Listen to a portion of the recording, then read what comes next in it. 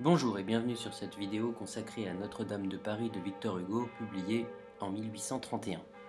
Cette vidéo entre dans le cadre d'une série sur le roman français au XIXe siècle. Notre-Dame de Paris appartient à la littérature romantique du XIXe siècle et fait l'objet de cette vidéo pour cette raison. Cette œuvre nous permettra de définir ce qu'est le romantisme pour le genre romanesque. Malgré l'habitude généralement répandue de vilipender Wikipédia, habitude d'autant plus répandue chez ceux qui l'utilisent sans arrêt, nous nous appuierons sur l'article intitulé Notre-Dame de Paris, qui propose un résumé plutôt complet et bien fait de cette œuvre. L'article en lui-même est de qualité, correctement documenté comme on peut le constater grâce aux notes et références, ainsi qu'à la bibliographie consultable au bas de la page mentionnée. Cette vidéo ne s'appuiera donc pas sur une relecture complète de l'œuvre, tout simplement par manque de temps. Notre-Dame de Paris se divise en 59 chapitres répartis dans 11 livres. Entendons-nous bien, chers élèves et auditeurs, les 11 livres ne sont pas ici 11 objets différents. L'édition originale du roman se présente en 2 volumes. Ce sont tout simplement des divisions plus larges qu'un chapitre. L'action se situe à Paris en 1482, cela signifie que nous sommes à la fin du Moyen Âge. Surtout, ne confondez pas l'époque de l'histoire, le XVe siècle, et l'époque de la rédaction, le XIXe siècle. Hugo écrit au XIXe siècle et invente une histoire qui se passe au XVe siècle. Dans les 2 premiers livres, nous découvrons Pierre Gringoire, un poète et dramaturge, auteur d'un mystère, c'est-à-dire d'une pièce de théâtre à sujet religieux. Si vous voulez en savoir plus sur ce genre théâtral, je vous invite à consulter ma playlist de vidéos sur le théâtre au Moyen-Âge, vidéo conçue et réalisée par une merveilleuse et talentueuse professeure de français, Madame Secaldi. Le mystère de Gringoire doit être joué au palais de justice, mais la représentation est perturbée pour différentes raisons, la plus importante étant l'élection du pape des fous, car, pas de chance pour Gringoire, ce 6 janvier 1482 est le jour de la fête des fous, fête d'origine religieuse puisqu'il s'agit de rendre hommage à l'âne qui porta Jésus lors de son entrée à Jérusalem, mais qui donnait lieu à des activités festives, voire obscènes, assez éloignées de toute forme de religion. C'est Quasimodo, le sonneur de cloche bossu de Notre-Dame, qui est élu à cette occasion pape en raison justement de sa laideur. Au milieu de tout cela, le mystère de Gringoire finit par être interrompu. L'auteur est d'ailleurs intéressé par autre chose. Il entend parler d'Esmeralda, danseuse bohémienne, puis aperçoit la jeune fille et la suit dans Paris. Pendant la nuit qui vient, Quasimodo tente d'enlever Esmeralda. Il agit pour le compte d'un homme mystérieux, Claude Frollo, l'archidiacre de Notre-Dame, c'est-à-dire l'homme qui est chargé d'assister l'évêque dans sa charge. Pour information, dans la religion catholique, un évêque dirige un diocèse, c'est-à-dire une portion de territoire sur laquelle il exerce son autorité religieuse, et il réside dans la ville où se trouve sa cathédrale. Esmeralda est sauvée par Phébus de Châteaupers, un capitaine de la garde. Plus tard, Gringoire recroise la route d'Esmeralda et continue à la suivre. Il se retrouve ainsi dans la cour des miracles, quartier malfamé, dangereux, où il manque d'être pendu. Pour le sauver, et uniquement pour le sauver, Esmeralda le prend pour mari, ce qui est une manière plutôt agréable d'être sauvé.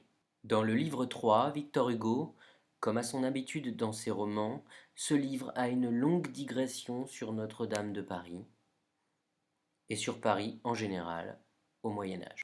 Dans le livre 4, on nous raconte la naissance de Quasimodo, la jeunesse de Claude Frollo, et comment ce dernier a adopté le bossu. On apprend que Frollo est un homme de culture, qui se consacre au savoir. Il n'a d'amitié que pour 2 personnes, son frère Jehan, écolier peu sérieux qui passe son temps à dépenser le peu d'argent qu'ils ont dans les cabarets et les bordels, et Quasimodo qu'il a trouvé abandonné devant la cathédrale.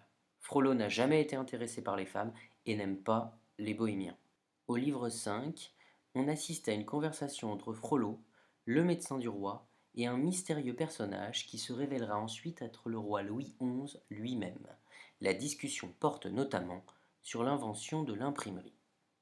Au livre 6, Quasimodo est jugé au Châtelet pour sa tentative d'enlèvement. Il est condamné à 2 heures de pilori sur la place de Grève et à une amende.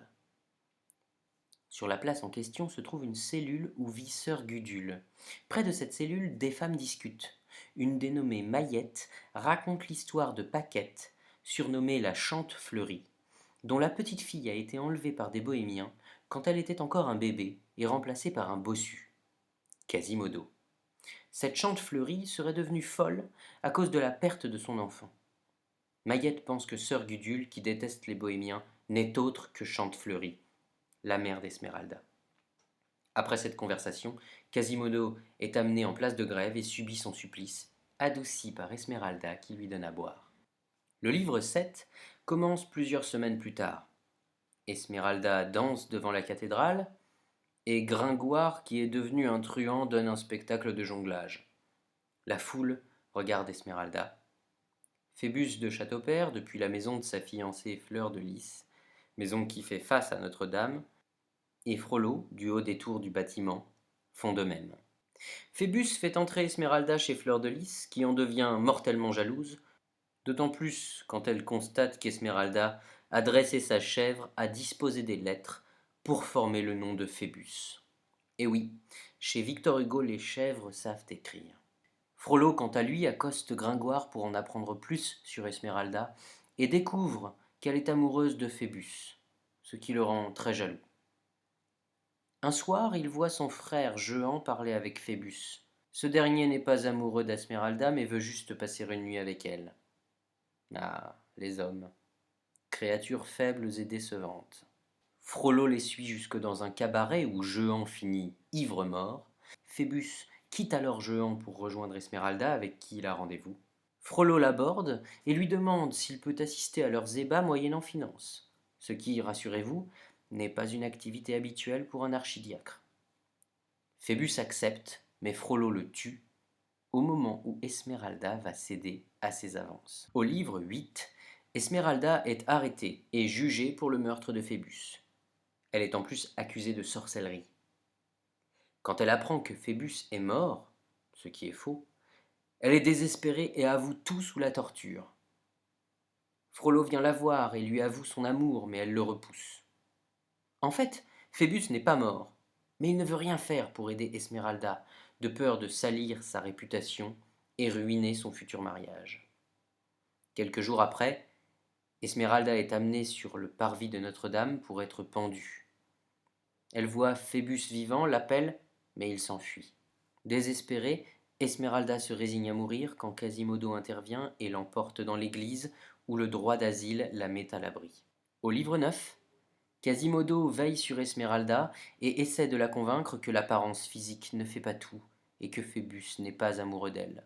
Mais elle refuse d'entendre raison. Quasimodo tombe de plus en plus amoureux d'elle, et quand Frollo veut s'en prendre à Esmeralda, il la défend. Il tente aussi de persuader Phébus de venir la voir, mais celui-ci refuse. Au livre 10, Gringoire et Frollo font appel aux truands avec lesquels vivait Esmeralda pour la faire sortir de la cathédrale et la sauver.